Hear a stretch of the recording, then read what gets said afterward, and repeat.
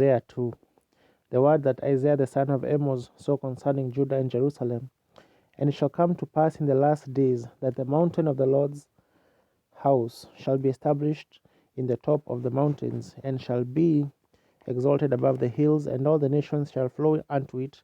And many people shall go and say, Come ye, and let us go up to the mountain of the Lord, to the house of the God of Jacob, and he will teach us his ways, and we will walk in his paths. For out of Zion shall go forth the law and the word of the Lord from Jerusalem.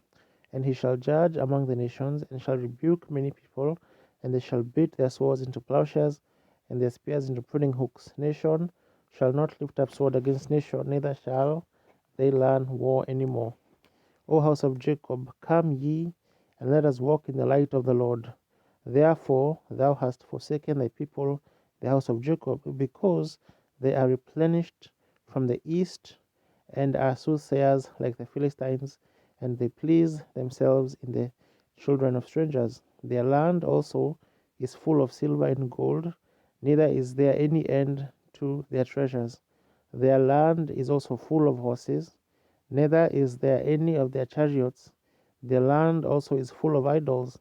They worship the works of their own hands, that which their own fingers have made. And the mean man boweth down, and the great man humbleth himself. Therefore forgive them not. Enter into the rock, and hide thee in the dust, for fear of the Lord, and for the glory of his majesty. The lofty looks down of man shall be humbled, and the haughtiness of men shall be bowed down, and the Lord alone shall be exalted in that day. For the day of the Lord of hosts shall be upon every one that is proud and lofty, and upon every one that is lifted up, and he shall be brought low, and upon all the cedars of Lebanon that are high and lifted up, and upon all the oaks of Bashan, and upon all the high mountains, and upon all the hills that are lifted up, and upon every high tower, and upon every fenced wall, and upon all the ships of Tarshish, and upon all pleasant pictures.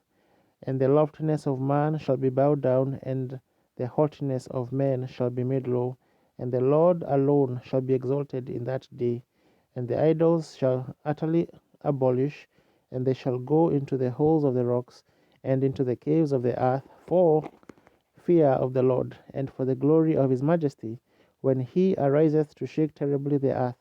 In that day a man shall cast his idols of silver, and his idols of gold, which they made each one for himself to worship, to the moles and to the birds, to go into the clefts of the rock, and to the tops of the rugged rocks, for fear of the Lord, and for glory of his majesty, when he ariseth to shake terribly the earth. Cease ye from man, whose breath is in his nostrils, for wherein he is he to be accounted of?